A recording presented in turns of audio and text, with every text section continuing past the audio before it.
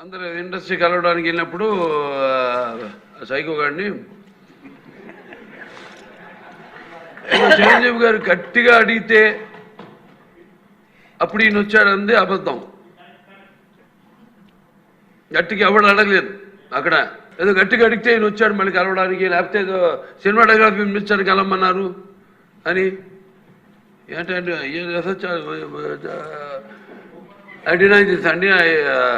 MLA కిందన అర్హత ఉందా? మీరు కాల్పుల కేసులో మీరు ఏ రకంగా బయటకు వచ్చి ఉన్నారు? మీ మానసిక స్థితి బాలేదు అని మెంటల్ హాస్పిటల్ దగ్గర నుంచి సర్టిఫికేట్ తెచ్చుకుంటే మీకు ఆ కేసులో ఊరట వచ్చింది. మీకు అదేమన్నా రెన్యూల్ చేయించాలేమో.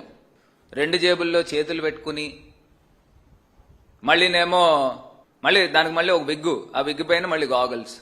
అసలు ఎక్కడైనా ఒక అసెంబ్లీలో ఇలా జరుగుతుందండి? అసలు నేను అడుగుతా ఉన్నా, డైరెక్ట్గా అసెంబ్లీలో మీరు ఈ పదజాలం వాడచ్చా? బహుశా బ్రీత్ అనలైజర్ పెట్టాలేమో అసెంబ్లీకి వచ్చినప్పుడు కూడా మీకు.